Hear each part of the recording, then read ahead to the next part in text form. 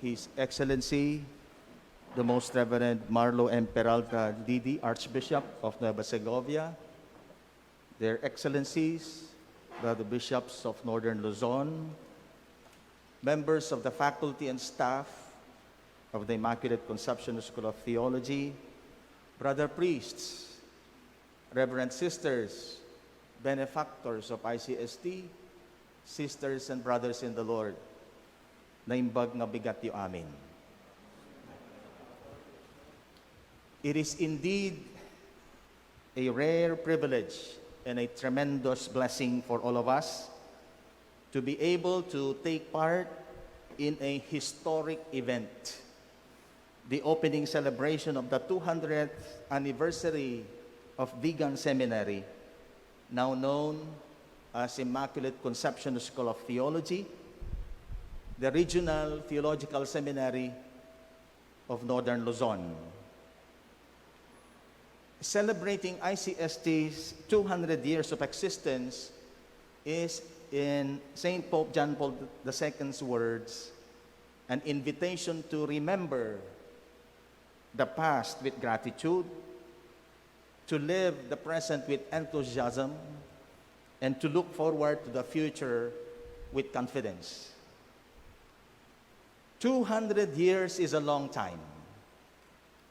From the perspective of divine providence, the historical narrative of Vigan Seminary is filled with manifestations of awe-inspiring grace and blessing, which imposes on us the obligation to remember with profound gratitude. The bicentennial celebration of ICST is a privileged occasion in which to consider the significance of this institution to the Northern Luzon Church. It cannot be denied that ICST is inextricably linked with the history and evolution of the Church in Northern Luzon and the work of evangelization in this region. In more senses than one, it can be said that behind the growth and development of this local church, from a single diocese covering the vast expanse of the Ilocos, the Cagayan Valley, the mountain provinces, Pangasinan, and parts of Tarlac, to today's 14 ecclesiastical jurisdictions, is Vigan Seminary, or ICST. For better or for worse, ICST has played and continues to play a significant role in the life and mission of Northern Luzon Church. And the main reason should be obvious. It lies in the fact that the majority of the clergy and some bishops serving the church in the region are alumni of Vigan Seminary. And if the clergy, members of the clergy, are indeed important and indispensable agents of evangelization, we can say that the quality of their ministry can determine the growth or decline of the church in the region. So this alone shows the tremendous impact that ICST, through its alumni, has on the life and mission of the church in this region. Truly, ICST is the heart of Northern Luzon Church. A bicentennial celebration calls for a grateful remembering of the very colorful past of Vigan Seminary. There is so much to remember, and there is so much to thank God for. In a very special way, we remember with gratitude the bishops, the priest formators, teachers, and lay collaborators who are part of the seminary's history and tradition. But a bicentennial celebration is likewise a journey in gratitude as well as humility. It does not only invite us to gratefully relish the charming memories of the past, but also summons us to humbly acknowledge the painful errors and the lessons we have learned, even as we seek forgiveness, reconciliation, and healing. Vigan Seminary has a colorful history. It has certainly come a long way since Bishop Francisco Alban, OP, who in 1822 took upon himself the task of constructing a new seminary for the training of urgently needed native clergy. Bishop Aragones, Juan Aragones, OSA, in 1867, gave a new rule for the seminary and changed its name from Seminario de San Pablo to Seminario de la Immaculada Concepcion. The Vincentians administered the seminary from 1872 to 1875. The Augustinian Fathers took over the administration from 1876 to 1882. The Discalced Augustinians, or the Recollect Fathers, held the reins from 1882 to 1895. And finally, the Augustinian Regulars resumed stewardship from 1895 until their departure in 1898 with Bishop Jose Hevia Campomanes, OP, on account of the National Revolution. We realize too that Vigan Seminary found itself in the middle of the Philippine Revolution. First, in 1896, the old seminary was the detention center for the 9 native clergy of Nueva Segovia.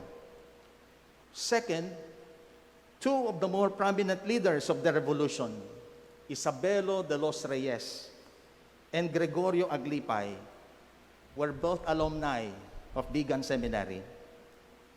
Both of them, we all know, were directly responsible for the establishment and quick spread of the nationalist schismatic church, the Iglesia Filipina Independiente, beginning in 1902. In 1903, after the revolution, Bishop Dennis Doherty reopened the seminary under the direction of American priest professors. From 1905 to 1925, the Jesuits reluctantly took over the administration of the seminary with pressure from Rome. But as soon as the contract expired in 1925, they left Vigan for Mindanao. And from 1925 to 1987, the Society of Divine Word Missionaries administered the seminary. But in the Second World War, in the 1940s, there was a major disruption in the life of the faithful, so that the seminarians had to evacuate the seminary and move to nearby towns to escape from the Japanese army, and because the seminary could no longer feed them. But in 1952, after the war, the 2 departments were transferred from the old building at the vicinity of the cathedral to the new building at the outskirts of the city, here in Pantaydaya for College and Theology, and the minor seminary in Ayusan Sur. But the building, however, was inaugurated only in 1953 on the occasion of the golden anniversary of the sacerdotal ordination of the late Archbishop Santiago Sancho. The next 2 decades under the administration of the SVD Fathers was a period of many developments, facilitated in part by the spirit of the Second Vatican Council. The church was in ferment, and so was Philippine society. So changes in the curriculum were introduced. And during this period, the Spiritual Formation Year program was conceived and implemented. Seminarians were also allowed greater exposure to the socio-cultural, economic, and political realities of the time, and they became more active in the social action apostolate. It was also during this time when the seminary was renamed Immaculate Conception School of Theology from its old name, Immaculate Conception Major Seminary. It was at this time when ICST was affiliated to UST, the Pontifical University of Santo Tomas. And during this time too, ICST became the cultural center of sorts with concerts and musical dramas presented by the seminarians. However, in 1987, the SBD missionaries, after 62 years of serving the seminary, turned over the administrative tasks to the diocesan clergy. Priests from the various ecclesiastical provinces in northern Luzon, some of whom have been sent abroad for further studies through SVD scholarships, have taken turns in serving as formators or faculty members. The program of formation at ICST has, through the years, undergone various changes or modifications. Thanks to the theme or themes of formators, there have always been serious and consistent efforts to keep the programs aligned to the one envisioned by key magisterial documents. It is a program inspired by the ecclesiology and theology of ministry expressed in the documents of Vatican II, the Second Plenary Council of the Philippines, which tried to implement imperatives of church reform or renewal. Aside from the above mentioned, the Apostolic Exhortation Pastores Dabo Bobis and the revised Philippine Program for Priestly Formation, the Ratio Fundamentalis Institutionis Sacerdotalis of 2016, have served as guides in the continuing rethinking, renewal, and revision of the curriculum and formation itinerary of the community. Sisters and brothers, a bicentennial celebration summons us to acknowledge and take pride in the uniqueness of ICST. Its contextualized and enculturated formation program takes into consideration its being a regional seminary, its being a home of seminarians with different socio-cultural, economic, political, and religious backgrounds within Northern Luzon. To suitably prepare them for the work that awaits them, seminary formation takes into consideration the seminarians' varied backgrounds and realities in which their people are immersed. The decision, for example, to allow seminarians to live in smaller communities according to the regional groupings introduces them to the BEC lifestyle and spirituality. And it gives them opportunities to better appreciate their cultures and their identities. It allows them as well a chance to develop more intimate relationships with their confreres, with their kababayans, so that in the future they can provide mutual support. This, I believe, is something uniquely ICST. It is an edge that should be given consideration when we make decisions where to send our seminarians for the final stages of their priestly formation. The vision and mission statement of ICST expresses the ideal of integral, contextual, enculturated priestly formation, which has guided the formulation and adoption of policies and guidelines on the various areas of formation. Again, a bicentennial celebration challenges us to face the future with courage and hope, to welcome the invitation to further growth and change for the better. With the central role that ICST plays in the life and mission of the church in the region, it can therefore be said that the Northern Luzon Church sinks or swims with ICST. The future of this church is in ICST.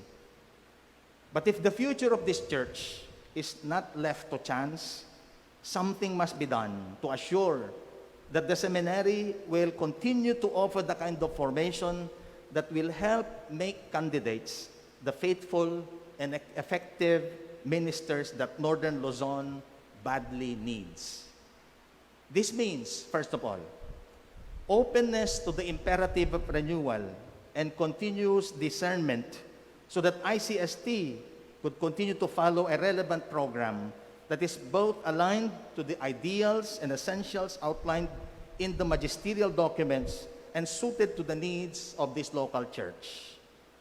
We must continually ask whether or not we are forming future priests who embrace and embody the values of a synodal church. There is a need to periodically ask whether or not our ministerial and ecclesiological paradigms are both rooted in the Catholic tradition and in harmony with the demands of genuine discipleship in Northern Luzon. The ICST community needs to subject itself to honest-to-goodness critique that will enable it to identify areas of further growth and development.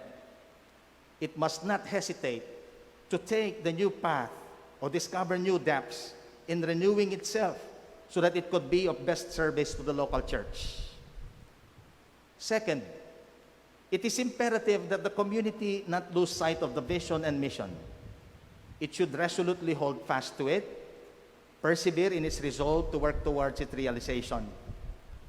Creative fidelity to the vision and mission requires that the community remains open to the work of reformulating, if through the process of communal discernment, the Spirit of the Lord so reveals.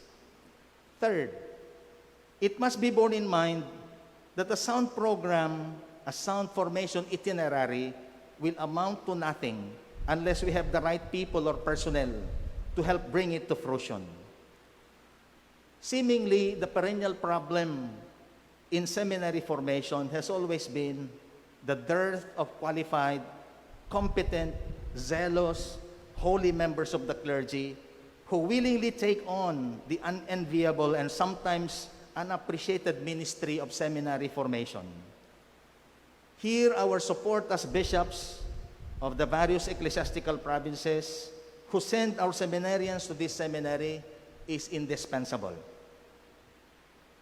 Indeed, if we believe that this is the heart of the local church and that the future of this church depends on it, it should not be difficult for the dioceses to part with their best priests for ICST. And if we concur with the Pope's statement that the seminary formation work is an apostolate second to none, then priests who are qualified and who are asked by their bishops should generously accept the invitation to be part of the seminary formation staff or faculty. Fourthly, if the 2016 Ratio Fundamentalis Institutionis Sacerdotalis insists that priestly formation is a continuum which must go on even after priestly ordination, then ICST must consider integrating in its curriculum some programs designed to respond to the urgent need of the ongoing formation of the clergy. Such a program requires the assistance of experts and professionals from allied sciences. It will be an invaluable service to the Church of Northern Luzon if ICST and its faculty and staff can help design and provide a renewal and updating program for the clergy, particularly those who labor in Northern Luzon. And finally, I wish to reiterate a point often underscored by Archbishop Marlo Peralta. ICST must remain faithful to its reason for being, both as a school of theology and a school of spirituality. Priests serve the Christian community by representing Christ. But this can only be done when priests have relationship of intimacy with Christ. Authentic spirituality of the clergy is the necessary condition for effective servant leadership in the church.